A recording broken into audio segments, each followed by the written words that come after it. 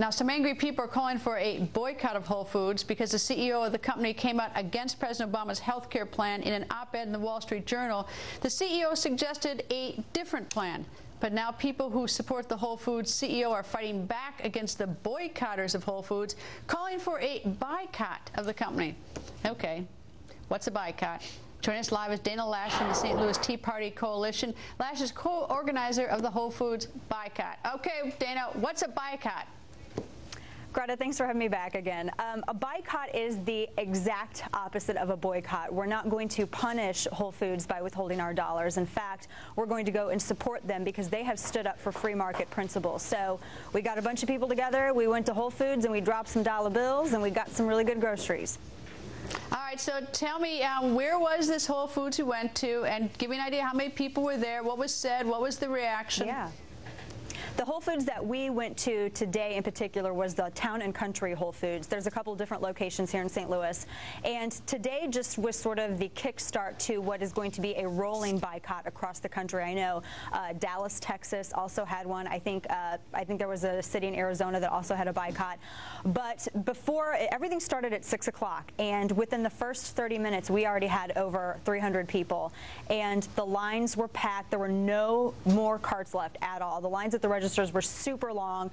The aisles were crammed. It was fantastic. And what I thought was really cool, too, is we had a bunch of people that were in there and they were getting really good food, and they were also talking with each other about why they were there. They had all read John Mackey's editorial in the Wall Street Journal. They all thought that the points that he gave were fantastic, and they were absolutely flabbergasted as to why anybody would stand up and want to punish this guy simply because he just had a difference of opinion, because he had an alternative viewpoint. And that's exactly what the president had asked for during his campaign. He was like, if you have different ideas, I want to hear them. Well, John Mackey gave a different idea, so why is he being punished? And it was a lot of really good conversation going on. So it was a really cool experience. Did anyone say, I've never been to a Whole Foods before, I'm just here because I'm supporting John Mackey, or were these sort of just regulars?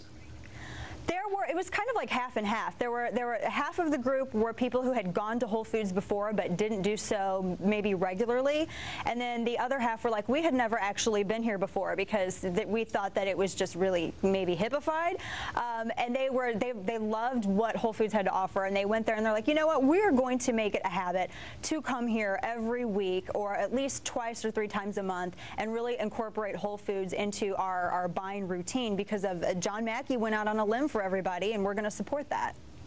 Were there any people outside the store boycotting the store? There weren't. There was one guy in an Obama shirt. There was only one guy who was wearing an Obama t-shirt, and that was it. I was kind of disappointed. I thought that there would be more people because we had unions protesting the Whole Foods just last week, and we thought because of that maybe perhaps there would be some people that would turn out to boycott our boycott, but nobody did. There was one lone guy. So I had to give him credit for showing up. I take it that you would like to see more. I assume that you didn't do this as a one-time deal, but that you have some sort of strategy in mind. Maybe this is a one-time deal, but in the event that you want to do this again or make it bigger, what's the plan? We would like to see this happen nationwide. St. Louis today was just the start of all of it, and we know that there's a lot of other Tea Party groups in other cities that are organizing right now to do the exact same thing that we and Dallas, Texas did today. So we see that it's going to be a rolling boycott, and not just that, but it's not just going to be Whole Foods either. A lot of small business owners are now stepping up to the plate. John Mackey, we had Dave MacArthur of MacArthur's Bakery here. We had Tim Surdike, who's another small business owner here. All of these guys are coming forward, and they're saying, you know what, we support free market principles. We don't think that the government needs to micromanage everything, and we see that. We want to support that, and it's not just with Whole Foods. It's with any small business owner that takes a stand for capitalism, basically, for free market principles, for just having the government not micromanaging our lives. We will go out and support them for standing up and doing what's right. Dana, thank you. Thanks so much, Greta.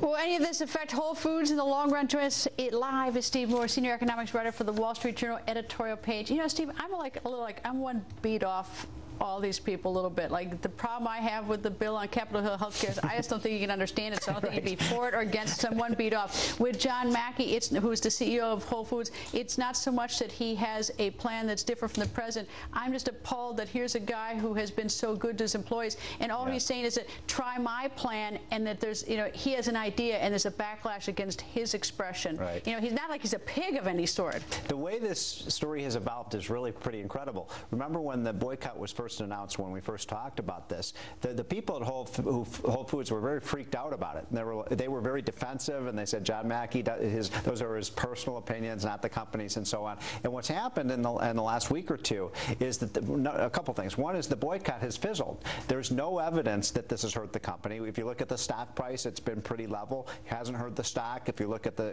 company sales, they're not down, and in fact, as you just heard, in a lot of stores the sales are up. And so there's no evidence right now that this has hurt the company. In fact, I got an email that was sent to a friend of mine who I know John Mackey a little bit, and John basically said, you know what, this was actually turned out to be good publicity for our company, and in fact, we're doing better than ever now. Well, the peculiar thing about it, out of all the people who've come up with ideas for health care reform, and I don't know if his idea is the great one, he's the one who actually, put his money where his mouth, put his mouth where his money, whatever the expression is, because he's actually run a business. He hasn't been sitting on Capitol Hill just sort of thinking about it, thinking about what to do.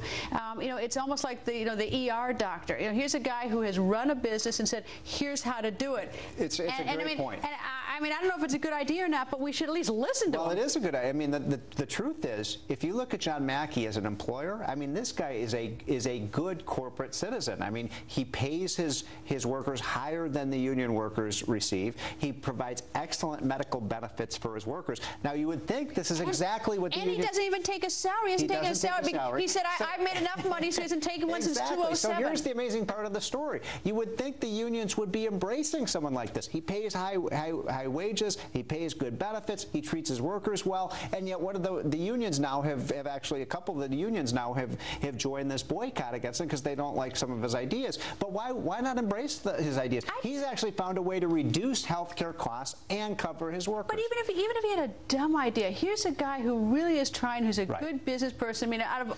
He is one of sort of the, from what I can see so far, I haven't done an exhaustive study of his business, but here's a guy who actually has tried to do the right thing. Exactly. And he gets punched right in the nose because he has a different idea and doesn't agree with the wisdom or lack thereof of someone else. Well, he has the practical experience, as you said, of running a company. He's a major employer of thousands of workers. He's done all the right things.